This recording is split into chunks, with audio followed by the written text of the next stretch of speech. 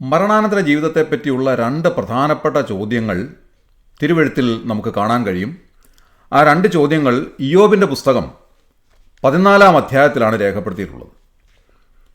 ഇയ്യോബിൻ്റെ പുസ്തകം 14-ാം അധ്യായം 10-ാം വാക്യത്തിൽ ആദ്യത്തെ ചോദ്യം എഴുതിയിട്ടുണ്ട്. ആ ചോദ്യം ഇങ്ങനെയാണ്: മനുഷ്യൻ പ്രാണനെ വിട്ടാൽ പിന്നെ അവൻ എവിടെ? രണ്ടാമത്തെ ചോദ്യം അതേ അധ്യായത്തിൽ 14-ാം വാക്യത്തിലാണ് രേഖപ്പെടുത്തിയിട്ടുള്ളത്: മനുഷ്യൻ മരിച്ചാൽ വീണ്ടും ജീവിക്കുമോ? ഇതാണ് രണ്ടാമത്തെ ചോദ്യം.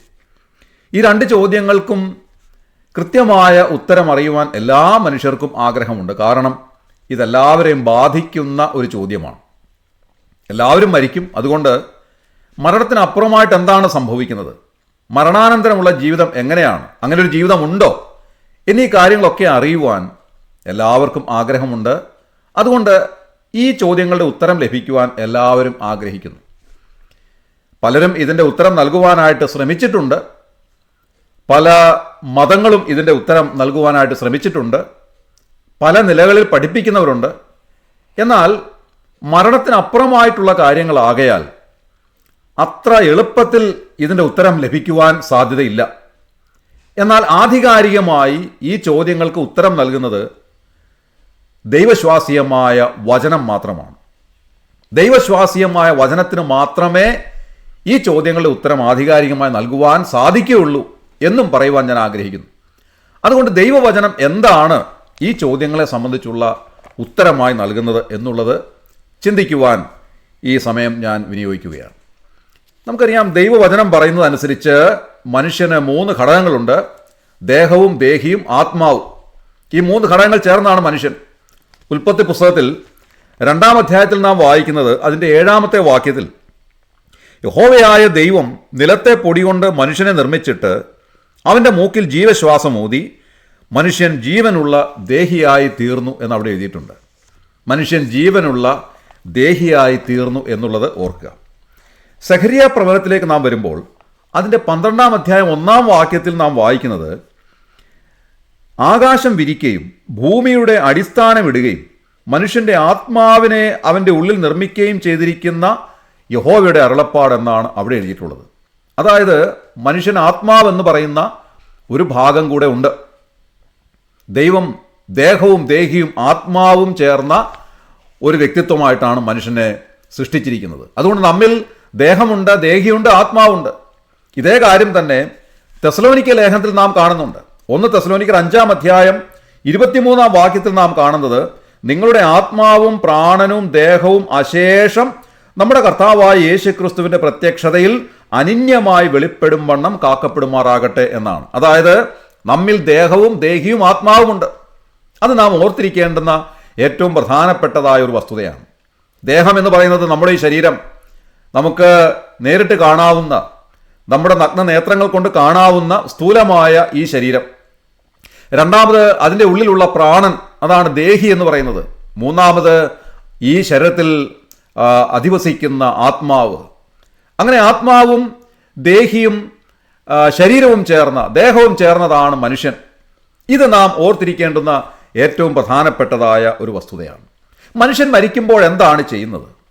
ദേഹം ഇവിടെ ഉപേക്ഷിക്കുന്നു. ദേഹം നമുക്ക് കാണാൻ സാധിക്കുന്നതാണ്. ആ ദേഹം ഇവിടെ ഉപേക്ഷിച്ചിട്ട് ദേഹത്തിൽ നിന്ന് ദേഹിയും ആത്മാവും വേർപെടുന്നു എന്ന് കാണുവാൻ സാധിക്കും. അതായത് പ്രാണനും ആത്മാവും ഒരുമിച്ചാണ് ശരീരത്തിൽ നിന്ന് വേർപെടുന്നത്. അതിന് ആധാരമായി തിരുവെഴുത്തിൽ നമുക്ക് പല കാര്യങ്ങൾ മനസ്സിലാക്കുവാൻ സാധിക്കും. പല ഭാഗങ്ങൾ അതോട് ചേർത്ത് ചിന്തിക്കുവാനായിട്ട് സാധിക്കും. അതിൻ്റെ പ്രധാനപ്പെട്ട ഒരു തെളിവെന്ന് പറയുന്നത്, ഇസ്രായേൽ ജനം മരുഭൂമിയിലൂടെ യാത്ര ചെയ്തു വരുമ്പോൾ അവരുടെ മധ്യത്തിൽ ദൈവം അധിവസിക്കുന്നതിന് വേണ്ടി ഒരുക്കിയിരുന്ന സമാഗമന കൂടാരമാണ്. സമാഗമന കൂടാരത്തിന് 3 ഭാഗങ്ങളുണ്ടായിരുന്നു. ഏറ്റവും വെളിയിലുള്ളതായ പ്രാകാരം, അതിൻ്റെ തൊട്ടകത്തുള്ളതായ പരിശുദ്ധ സ്ഥലം, അതിൻ്റെയും ഉള്ളിലുള്ളതായ അതിപരിശുദ്ധ സ്ഥലം. പ്രാകാരത്തിൽ പൊതുജനങ്ങൾക്ക് വരാനും അവരുടെ യാഗങ്ങളും വഴിപാടുകളൊക്കെ അർപ്പിക്കാനുള്ള സാഹചര്യം അവിടെയായിരുന്നു. യാഗപീഠമൊക്കെ അവിടെയാണുള്ളത്. അതിൻ്റെ ഉള്ളിലുള്ളതായ പരിശുദ്ധ സ്ഥലം എന്ന് പറയുന്നത് പുരോഹിതന്മാർക്ക് നിത്യേന ശുശ്രൂഷിക്കുന്നതിന് വേണ്ടിയുള്ളതായ സ്ഥാനമായിരുന്നു. അതിൻ്റെയും തൊട്ടടുത്തുള്ളതായ അതിപരിശുദ്ധ സ്ഥലം മഹാപുരോഹിതൻ ആണ്ടിലൊരിക്കൽ മാത്രം പാപമില്ലാതെ പാപത്തിന് പരിഹാരം വരുത്തിയതിന് ശേഷം പ്രവേശിക്കാവുന്ന സ്ഥാനമായിരുന്നു. ഈ സമാഗമന കൂടാരം ഒരു സ്ഥലത്ത് നിന്ന് മറ്റൊരു സ്ഥലത്തേക്ക് കൊണ്ടുപോകുമ്പോൾ അവർ ചെയ്തുകൊണ്ടിരുന്നത്, ദൈവം അവരോട് കൽപ്പിച്ചതനുസരിച്ച് പ്രാകാരത്തിൻ്റെ സാധന സാമഗ്രികൾ ഒരുമിച്ചും പരിശുദ്ധ സ്ഥലത്തിൻ്റെയും അതിപരിശുദ്ധ സ്ഥലത്തിൻ്റെയും സാധന സാമഗ്രികൾ ഒരുമിച്ച് ചേർത്ത് കെട്ടിയും ആണ് ചുമന്നുകൊണ്ട് പോയിക്കൊണ്ടിരുന്നത്. നമ്മുടെ മരണത്തിൻ്റെ സമയത്ത് ഈ പ്രാകാരത്തെ സൂചിപ്പിക്കുന്ന ശരീരം നാം ഇവിടെ ഉപേക്ഷിക്കുന്നു. ആത്മാവും പ്രാണനും ഒരുമിച്ച്, അതായത് പരിശുദ്ധ സ്ഥലവും അതിപരിശുദ്ധ സ്ഥലവും അതിൻ്റെ സാധന സാമഗ്രികൾ ഒരുമിച്ച് ചേർത്ത് കെട്ടിക്കൊണ്ടുപോകുന്നത് പോലെ ഒരു മനുഷ്യൻ മരിക്കുന്ന സമയത്ത് ആത്മാവും പ്രാണനും ചേർന്ന് ശരീരത്തിൽ നിന്ന് വെളിയിലേക്ക് പോകുന്നു. മരിച്ചു കഴിയുമ്പോൾ ഈ ആത്മാവും പ്രാണനും എവിടേക്കാണ് പോകുന്നത്? ലൂക്കോസിൻ്റെ സുവിശേഷത്തിൽ വളരെ കൃത്യമായ ഒരു ചിത്രം നമുക്ക് അവിടെ ലഭിക്കുന്നതാണ്. ലൂക്കോസിൻ്റെ സുവിശേഷം 16-ാം അധ്യായത്തിൽ അതിൻ്റെ 19 മുതലുള്ള വാക്യങ്ങളിൽ നാം വായിക്കുന്ന ഒരു ചരിത്രമുണ്ട്. ധനവാന്റെയും ലാസറിൻ്റെയും ചരിത്രം അവിടെ രേഖപ്പെടുത്തിയിട്ടുണ്ട്. എല്ലാവർക്കും അത് ഹൃദിസ്ഥമാകിയാൽ വിശദമായ കാര്യങ്ങളിലേക്ക് ഞാൻ പോകുന്നില്ല. എന്നിരുന്നാലും അതിലെ പ്രധാനപ്പെട്ട കാര്യങ്ങൾ മാത്രം ഓർപ്പിക്കുവാൻ ആഗ്രഹിക്കുന്നു. ധനവാനായൊരു മനുഷ്യൻ പട്ടും ധൂമ്രവസ്ത്രമൊക്കെ ധരിച്ച് ദിനംപ്രതി ആഡംബരത്തോടെ സുഖിച്ചുകൊണ്ടിരുന്ന ഒരു മനുഷ്യൻ, ധനവാനായ മനുഷ്യൻ. ജീവിതത്തിൽ എല്ലാവിധ സുഖ സൗകര്യങ്ങളും അവനുണ്ട്. ദൈവത്തെ വിളിക്കാൻ അവന് സമയമില്ല, ദൈവത്തെ അന്വേഷിക്കാൻ അവന് മനസ്സില്ല.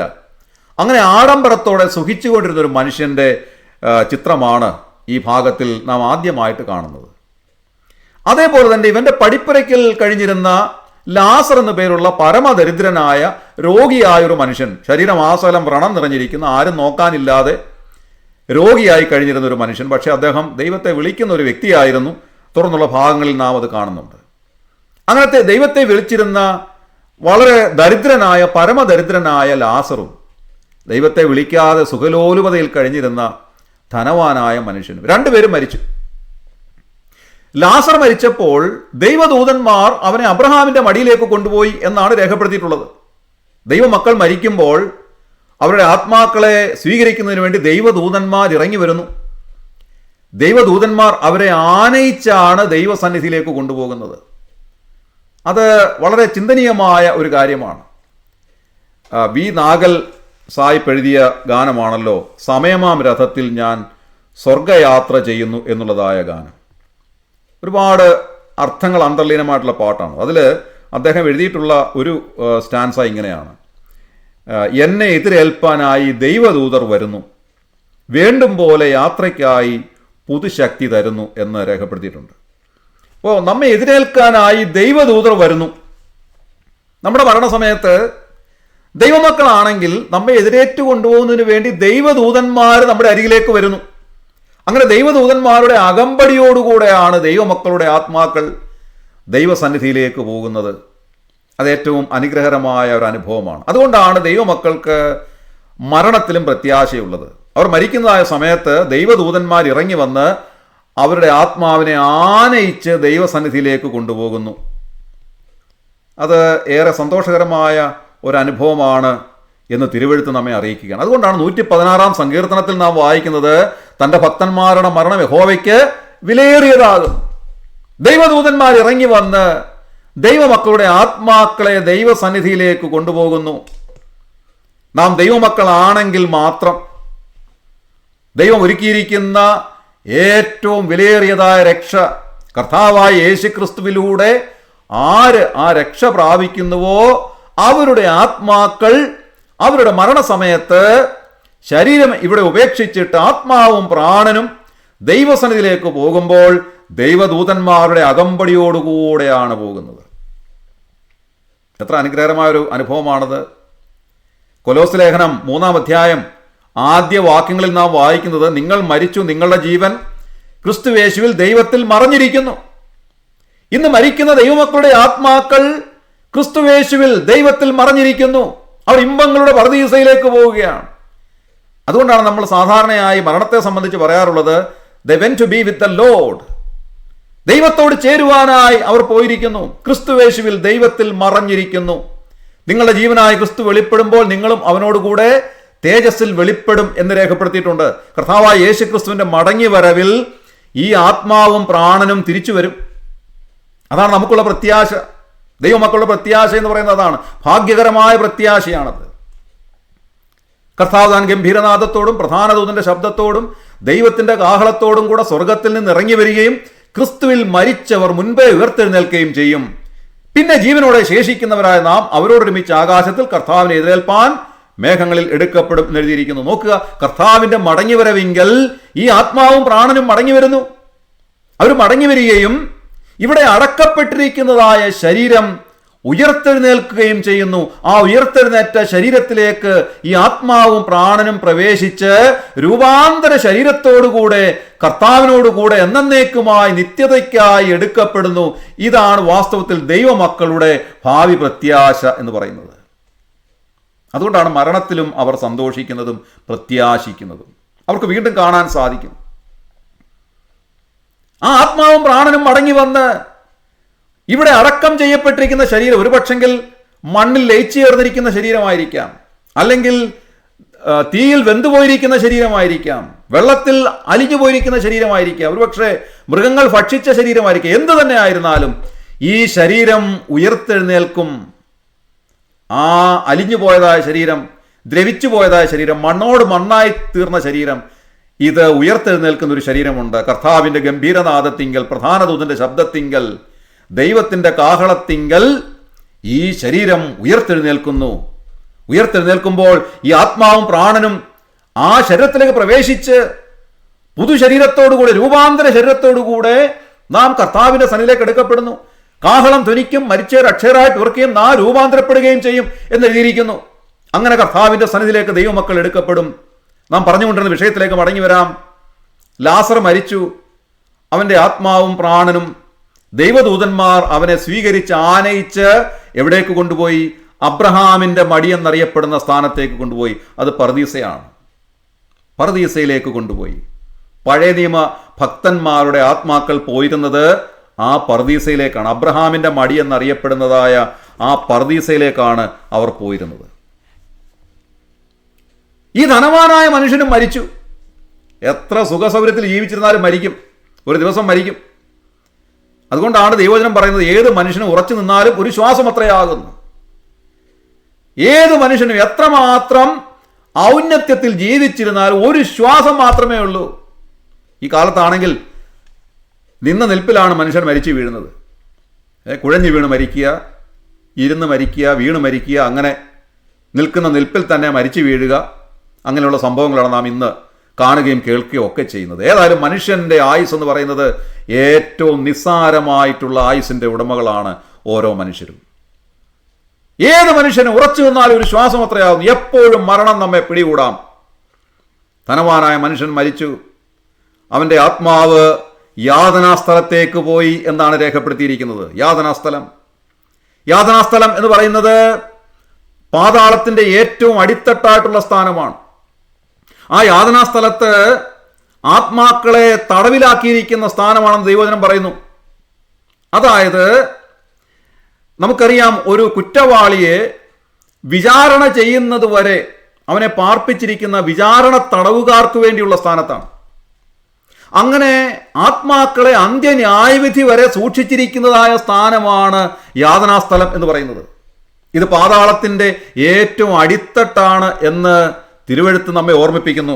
ഈ ലൂക്കോസിന്റെ സുവിശേഷം 16-ാം അധ്യായത്തിൽ നാം വായിക്കുന്നത് പാതാളത്തിൻ്റെ ഏറ്റവും അടിത്തട്ടായിട്ടുള്ള യാതനാസ്ഥലത്ത് ഈ മനുഷ്യന്റെ ആത്മാവ് പോയി കിടന്നു എന്നാണ്. പാതാളത്തിൻ്റെ ഏറ്റവും അടിത്തട്ട്. ഒരു വിധത്തിൽ പറഞ്ഞാൽ ഈ ലാസറിന്റെ ആത്മാവും ധനവാനായ മനുഷ്യന്റെ ആത്മാവും പോയത് പാതാളത്തിലേക്ക് തന്നെയാണ്. പക്ഷേ പാതാളത്തിലെ 2 സ്ഥാനത്തേക്കാണ്. ഭക്തനായിരുന്ന ലാസറിന്റെ ആത്മാവ് പോയത് പാതാളത്തിന്റെ ഏറ്റവും ഉയർന്ന സ്ഥാനത്താണ്. അബ്രഹാമിന്റെ മടി എന്നറിയപ്പെടുന്ന ആ പർദീസയിലേക്കാണ് അവന്റെ ആത്മാവ് പോയത്. അതേസമയം ഈ പാതാളത്തിന്റെ തന്നെ ഏറ്റവും അടിത്തട്ടിലേക്കാണ് ധനവാനായ മനുഷ്യന്റെ, ദൈവത്തെ വിളിക്കാതെ ഇരുന്ന ഈ മനുഷ്യന്റെ ആത്മാവ് പോയത് എന്ന് രേഖപ്പെടുത്തിയിട്ടുണ്ട്. അതുകൊണ്ട് പാതാളത്തിന്റെ ഏറ്റവും അടിത്തട്ടായിട്ടുള്ള സ്ഥാനം എന്ന് പറയുന്നത് യാതനാസ്ഥലവും അതിൻ്റെ ഏറ്റവും ഉന്നതിയിലുള്ള സ്ഥാനം അബ്രഹാമിൻ്റെ മടി എന്നറിയപ്പെടുന്ന പർദീസയുമാണ് എന്ന് മനസ്സിലാക്കുവാൻ സാധിക്കും. അബ്രഹാം പിതാവിനോട് ഈ യാതനാസ്ഥലത്ത് കിടന്നുകൊണ്ട് ധനവാനായ മനുഷ്യൻ അതിവേദന അനുഭവിക്കുമ്പോൾ അവൻ വിളിച്ചു പറയുകയാണ്, അബ്രഹാം പിതാവേ, ഈ യാതനാസ്ഥലത്ത് ഞാൻ വല്ലാതെ ദാഹം അനുഭവിക്കുകയാണ്. അതുകൊണ്ട് നിന്റെ മടിയിലിരിക്കുന്ന ഈ ലാസറിനെ ഈ സ്ഥാനത്തേക്കൊന്ന് അയക്കുമോ?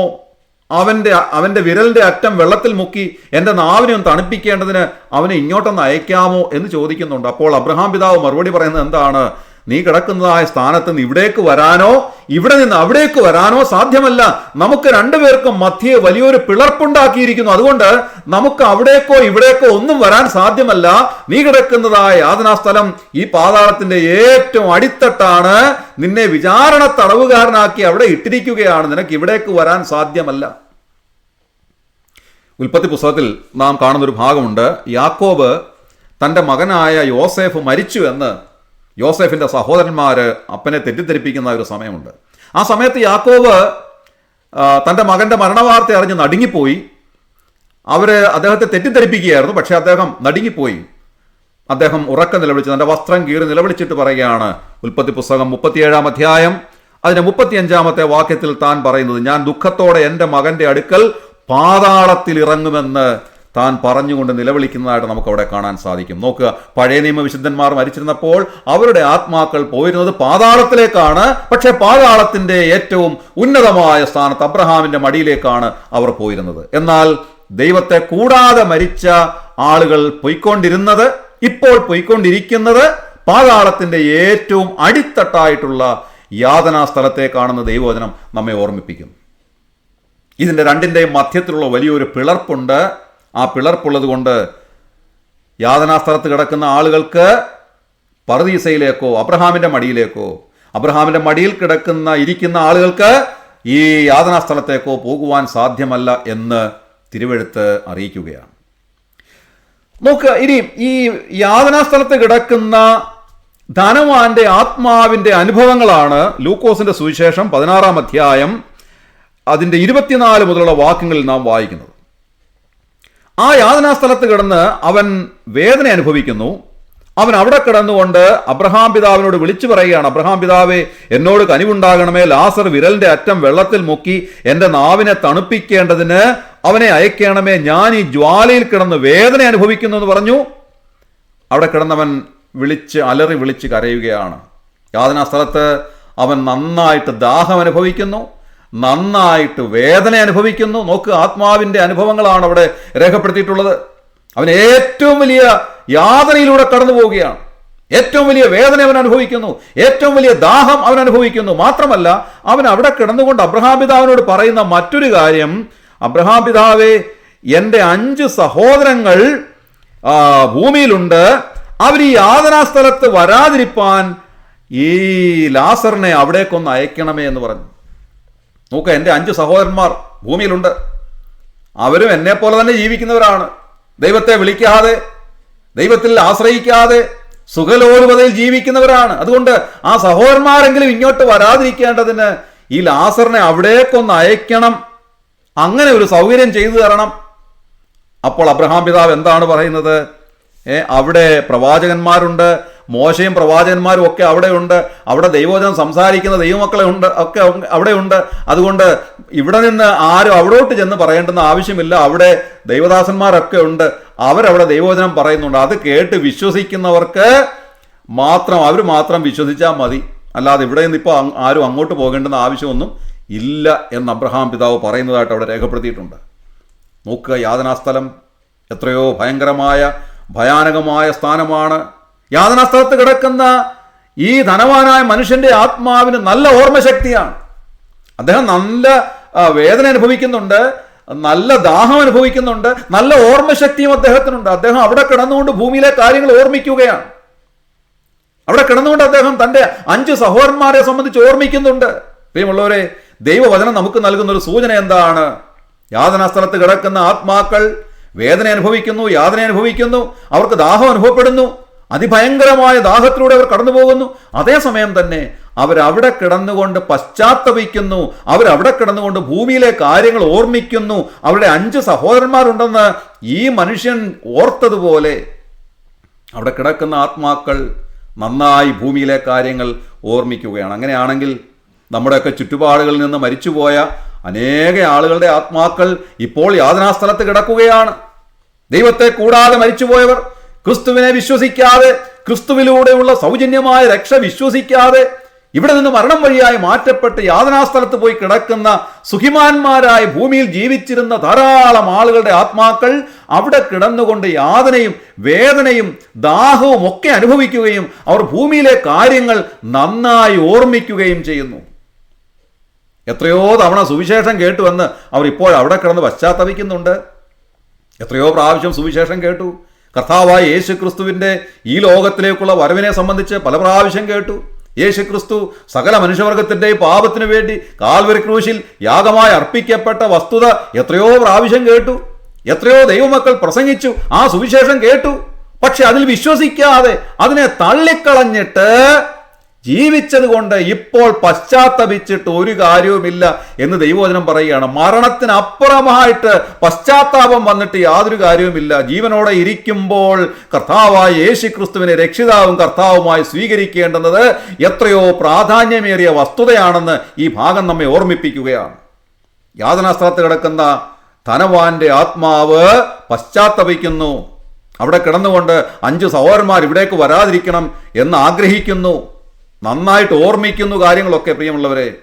അതുകൊണ്ട് ജീവനോടെ ഇരിക്കുമ്പോൾ കർത്താവായ യേശു ക്രിസ്തുവിലൂടെയുള്ള രക്ഷയെപ്പറ്റി അറിയുവാനും മനസ്സിലാക്കുവാനും വിശ്വസിക്കുവാനും ദൈവത്തിൻ്റെ വകയായി തീരുവാനും ഇടയാകട്ടെ എന്ന് ഞാൻ പ്രാർത്ഥിക്കുകയാണ്.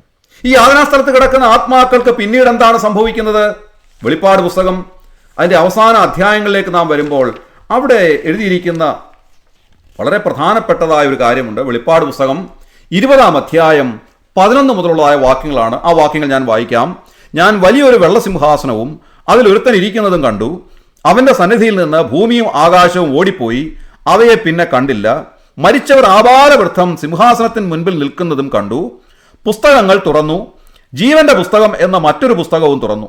പുസ്തകങ്ങളിൽ എഴുതിയിരുന്നതിന് ഒത്തവണ്ണം മരിച്ചവർക്ക് അവരുടെ പ്രവൃത്തികൾക്ക് അടുത്ത ന്യായവിധിയുണ്ടായി. സമുദ്രം തന്നിലുള്ള മരിച്ചവരെ ഏൽപ്പിച്ചു കൊടുത്തു. മരണവും പാതാളവും തങ്ങളിലുള്ള മരിച്ചവരെ ഏൽപ്പിച്ചു കൊടുത്തു. ഓരോരുത്തന് അവന്റെ പ്രവൃത്തികൾക്ക് അടുത്ത വിധിയുണ്ടായി. മരണത്തെയും പാതാളത്തെയും തീപ്പൊയ്കയിൽ തള്ളിയിട്ടു. ഈ തീപ്പൊയ്ക 2-ാമത്തെ മരണം. ജീവപുസ്തകത്തിൽ പേരെഴുതി കാണാത്ത ഏവനെയും തീപ്പൊയ്കയിൽ തള്ളിയിടും. ഇതാണ് വാസ്തവത്തിൽ പിന്നീട് സംഭവിക്കുന്നതായ കാര്യം. അന്ത്യന്യായവിധിയുടെ മുൻപാകെ ഈ ആത്മാക്കളെ നിർത്തും. ഈ യാതനാസ്ഥലത്ത് കിടക്കുന്ന സകല ആത്മാക്കളെയും വെള്ളസിംഹാസനത്തിന്റെ മുൻപാകെ അന്ത്യന്യായവിധിക്കായി ദൈവം കൊണ്ടുവരും. ഞാൻ മുൻപേ ഓർപ്പിച്ചല്ലോ, വിചാരണ തടവുകാരാണ്. അവരെ ന്യായവിധിക്കായി, അന്ത്യന്യായവിധിക്കായി വെള്ളസിംഹാസനത്തിന്റെ മുൻപാകെ കൊണ്ടുവന്ന് നിർത്തും. അവരെ ന്യായം വിധിക്കും. എന്താണ് ന്യായവിധി? ഒരു ചോദ്യം മാത്രമേ ഉള്ളൂ. ഞാൻ അങ്ങനെ വിചാരിക്കുക, സകല മനുഷ്യവർഗത്തിൻ്റെയും പാപത്തിന് പരിഹാരം വരുത്തുവാൻ ഈ ലോകത്തിലേക്ക് മനുഷ്യനായി ജനിച്ചു വീണ് പാപമില്ലാതെ ജനിച്ച് പാപമില്ലാതെ ജീവിച്ച് സകല മനുഷ്യവർഗത്തിൻ്റെയും പാപത്തിന് പരിഹാരമായി കാൽവരി ക്രൂശിൽ മരിച്ച് അടക്കപ്പെട്ട് 3-ാം നാൾ ഉയർത്തെഴുന്നേറ്റ് സ്വർഗത്തിലേക്ക് കരേറിപ്പോയ കർത്താവായ യേശു ക്രിസ്തുവിൽ എന്തുകൊണ്ട് നീ വിശ്വസിച്ചില്ല? അവന്റെ രക്തം നിന്റെ പാപത്തിന് പരിഹാരമായിട്ടാണ് ഒഴുക്കിയത്. എന്തുകൊണ്ട് ആ ക്രിസ്തുവിൽ വിശ്വസിക്കുവാൻ നിനക്ക് സാധിച്ചില്ല? സൗജന്യമായി നൽകിയ രക്ഷ. പാപത്തോടുകൂടെ ദൈവസന്നിധിയിൽ പ്രവേശിക്കുവാൻ സാധ്യമല്ല എന്നുള്ളത് ദൈവവചനത്തിന്റെ അലംഘനീയമായ നീതിയായിരിക്കെ, രക്തം ചൊരിഞ്ഞിട്ടല്ലാതെ വിമോചനമില്ല എന്നുള്ള ദൈവനീതിയുടെ മുൻപാകെ മനുഷ്യന് ആത്മാവിന് രക്ഷ പ്രാപിക്കുവാൻ മറ്റൊരു വഴിയും ഇല്ലാതിരിക്കെ ദൈവം ഒരുക്കിയ ഒരേ ഒരു രക്ഷാമാർഗം കർത്താവായ യേശു ക്രിസ്തു. ആ യേശു ക്രിസ്തുവിൽ വിശ്വസിക്കാതിരുന്നത് കൊണ്ട് നീ എന്തുകൊണ്ട് വിശ്വസിച്ചില്ല? ആ ഒരു ചോദ്യം മാത്രം. ആ ചോദ്യത്തിന് മുൻപാകെ ഒരു മറുപടിയും പറയുവാൻ അന്നുള്ള ആത്മാക്കൾക്ക് സാധ്യമല്ല. അതുകൊണ്ടാണ് എബ്രായ ലേഖനത്തിൽ നാം വായിക്കുന്നത്, ഇത്ര വലിയ രക്ഷ ഗണ്യമാക്കാതെ പോയാൽ എങ്ങനെ തെറ്റിയൊഴിയും? ന്യായവിധിയിൽ തെറ്റിയൊഴിയുവാൻ ആർക്കും സാധ്യമല്ല. ഒരിക്കൽ മരിക്കുകയും പിന്നെ ന്യായവിധിയും മനുഷ്യർക്ക് ദൈവം നിയമിച്ചിരിക്കുന്നു എന്നാണ്. അതുകൊണ്ട് കർത്താവായ യേശു ക്രിസ്തുവിനെ വിശ്വസിക്കാതെ മരിക്കുന്ന എല്ലാവരും അവരുടെ ആത്മാക്കൾ ആദ്യമായി മരണത്തിന് ശേഷമായി അവരുടെ ആത്മാക്കൾ യാതനാസ്ഥലത്തേക്ക് പോകുന്നു. അവിടെ നിന്ന് ആത്മാക്കൾ അന്ത്യന്യായവിധിക്കായി വെള്ളസിംഹാസനത്തിന്റെ മുൻപാകെ നിൽക്കുന്നു. അന്ത്യന്യായവിധിക്ക് ശേഷം നാം വായിക്കുന്നത്, ദൈവം പിശാചും അവൻ്റെ ദൂതന്മാർക്കും ഒരുക്കിയിരിക്കുന്ന നിത്യമായ നരകാഗ്നിയിലേക്ക് അവരെ തള്ളിക്കളയുന്നു. അവിടെ നിത്യത മുഴുവനും ആ ആത്മാക്കൾ കിടക്കേണ്ടതായി വരുന്നു. ദൈവം ഒരു മനുഷ്യന് വേണ്ടിയും നരകം ഒരുക്കിയിട്ടില്ല. എന്നാൽ പിശാചിനും അവൻ്റെ ദൂതന്മാർക്കും വേണ്ടി ദൈവം ഒരുക്കിയിരിക്കുന്ന നരകാഗ്നി, ഏറ്റവും ഭയാനകമായ ആ നരകാഗ്നിയിലേക്ക് കർത്താവായ യേശുക്രിസ്തുവിനെ തള്ളിക്കളയുന്നവരുടെ ആത്മാക്കൾ പോകേണ്ടതായി വരുന്നു. അതാണ് നാം ഈ വെളിപ്പാട് പുസ്തകത്തിൽ വായിച്ചത്. ജീവപുസ്തകത്തിൽ പേരെഴുതി കാണാത്ത ഏവനെയും തീപ്പൊയ്കയിൽ തള്ളിയിടും. ഈ തീപ്പൊയ്ക രണ്ടാമത്തെ മരണം എന്നാണ് രേഖപ്പെടുത്തിയിട്ടുള്ളത്. അതുകൊണ്ട് കർത്താവായ യേശുക്രിസ്തുവിൽ വിശ്വസിക്കുക, ജീവരക്ഷ പ്രാപിക്കുക. കർത്താവായ യേശുക്രിസ്തുവിനെ തള്ളിക്കളയുന്നവരുടെ ആത്മാക്കൾ അന്ത്യന്യായവിധിക്ക് ശേഷമായി പിശാചിനും ദൂതന്മാർക്കും ദൈവം ഒരുക്കിയിരിക്കുന്ന നിത്യമായ നരകാഗ്നിയിലേക്ക് തള്ളപ്പെടുകയും നിത്യത മുഴുവനും, അന്തമില്ലാത്ത നിത്യത മുഴുവനും അവിടെ കിടക്കേണ്ടതായി വരികയും ചെയ്യുമ്പോൾ യേശുക്രിസ്തുവിനെ രക്ഷിതാവും കർത്താവുമായി സ്വീകരിക്കുന്നവരുടെ ആത്മാക്കൾ മരിക്കുന്നതായ സമയത്ത് അവരുടെ ശരീരം ഇവിടെ ഉപേക്ഷിച്ചിട്ട് അവരുടെ ആത്മാവും പ്രാണനും കർത്താവിന്റെ സന്നിധിയിലേക്ക് പോകുന്നു. ദൈവദൂതന്മാർ അവരെ സ്വീകരിച്ച് ആനയിച്ച് ദൈവസന്നിധിയിലേക്ക് കൊണ്ടുപോകുന്നു. കർത്താവിന്റെ മടങ്ങിവരവിങ്കൽ ആ ആത്മാക്കൾ മടങ്ങി വരുന്നു. ആത്മാവും പ്രാണനും മടങ്ങി വന്നിട്ട് ഈ മണ്ണിൽ ലയിച്ചു ചേർന്നതായ ശരീരം രൂപാന്തര ശരീരമായി ഉയർത്തെഴുന്നേൽക്കുന്ന ആ ഉയർത്തെഴുന്നേറ്റ ശരീരത്തിലേക്ക് ഈ ആത്മാവും പ്രാണനും പ്രവേശിച്ച് അവർ അനുഗ്രഹിക്കപ്പെട്ടവരായി രൂപാന്തര ശരീരികളായി കർത്താവിനോട് കൂടെ എടുക്കപ്പെടുന്നു. അതുകൊണ്ടാണ് നാം റോമാലേഖനത്തിൽ വായിക്കുന്നത്, നമ്മിൽ വെളിപ്പെടുവാനുള്ള തേജസ് വിചാരിച്ചാൽ ഈ കാലത്തിലെ കഷ്ടങ്ങൾ സാരമില്ല എന്നെണ്ണുന്നു. ഒരു വലിയ തേജസ്സേറിയ ശരീരം നമുക്ക് ലഭിക്കുന്നു. അങ്ങനെ കർത്താവിനോട് കൂടെ അവർ നിത്യത മുഴുവനും വാസം ചെയ്യുന്നു. കർത്താവിന്റെ വരമെങ്കിൽ ജീവനോടെ ഇരിക്കുന്ന ദൈവമക്കൾക്ക് എന്താണ് സംഭവിക്കുന്നത്? മരണം കാണാതെ, മരിക്കാതെ കർത്താവിന്റെ വരമെങ്കിൽ ജീവനോടെ ഇരിക്കുന്ന ദൈവമക്കൾ അവരും രൂപാന്തര ശരീരികളായി കർത്താവിനോട് കൂടെ എടുക്കപ്പെടുന്നു. അതാണ് നാം വായിക്കുന്നത്. കർത്താവ് താൻ ഗംഭീരനാദത്തോടും പ്രധാന ദൂതന്റെ ശബ്ദത്തോടും ദൈവത്തിന്റെ കാഹളത്തോടും കൂടെ സ്വർഗത്തിൽ നിറങ്ങി വരികയും ക്രിസ്തുവിൽ മരിച്ചവർ മുൻപേ ഉയർത്തെഴുന്നേൽക്കുകയും ചെയ്യും. പിന്നെ ജീവനോടെ ശേഷിക്കുന്നവരായ നാം അവരോടൊരുമിച്ച് ആകാശത്തിൽ കർത്താവിനെ എതിരേൽപ്പാൻ മേഘങ്ങളിൽ എടുക്കപ്പെടും. ആദ്യത്തെ പ്രിഫറൻസ് എന്ന് പറയുന്നത് മരിച്ചവർക്കാണ്. മരിച്ചവരുടെ ആത്മാക്കൾ കർത്താവിനോട് കൂടെ മടങ്ങി വരുന്നു. അവരുടെ മണ്ണിൽ ലയിച്ചു ചേർന്നതായ ശരീരം ഉയർത്തെഴുന്നേൽക്കുന്നു. ഉയർത്തെഴുന്നേറ്റ ശരീരത്തിലേക്ക് ആത്മാവും പ്രാണനും പ്രവേശിച്ച് അവർ ദൈവസന്നിധിയിലേക്ക് പോകുന്നു. അവര് രൂപാന്തര ശരീരികളായി കഴിയുമ്പോൾ ജീവനോടെ ഇരിക്കുന്ന ദൈവമക്കൾ നൊടി നേരം കൊണ്ട് കണ്ണിമയ്ക്കുന്നതിനിടയിൽ രൂപാന്തരം പ്രാപിച്ച് കർത്താവിനോട് കൂടി എടുക്കപ്പെടുന്നു.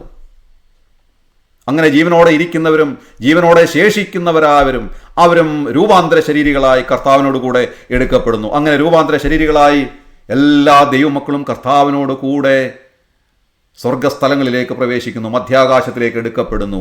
നിത്യത മുഴുവൻ അവർ കർത്താവിനോട് കൂടെ വാസം ചെയ്യുന്നു. നമ്മൾ വെളിപ്പാട് പുസ്തകത്തിൽ വായിക്കുന്നവർ അവൻ്റെ മുഖം കാണും. അവർ കർത്താവിൻ്റെ മുഖം കണ്ടുകൊണ്ട് നിത്യത മുഴുവനും കർത്താവിനോട് കൂടെ കർത്താവിനെ ആരാധിച്ചുകൊണ്ട് അനുഗ്രഹിക്കപ്പെട്ടവരായി കർത്താവിനോട് കൂടെ വാസം ചെയ്യുന്നു. ഇന്ന് ഈ വചനം കേൾക്കുമ്പോൾ തന്നെത്താൻ ചിന്തിക്കുവാനിടയായി തീരട്ടെ. എൻ്റെ നിത്യത ഞാൻ എവിടെ കഴിക്കും? ക്രിസ്തുവേശുവിലൂടെ ഉള്ളതായ രക്ഷ വിശ്വാസത്താൽ പ്രാപിക്കുന്നുവെങ്കിൽ സ്വർഗരാജ്യത്തിൻ്റെ അവകാശിയായി തീരുവാൻ സാധിക്കും. മരണത്തെ ഭയപ്പെടാതെ ജീവിക്കുവാൻ സാധിക്കും. മരണത്തിലും ഒരു പ്രത്യാശ നമുക്കുണ്ട്. കർത്താവിൻ്റെ കൂടെ ഞാനായിരിക്കും. മാത്രമല്ല, ദൈവമക്കൾ ഒരുമിച്ച് കാണുന്ന ഒരു സമയം വീണ്ടുമുണ്ട്.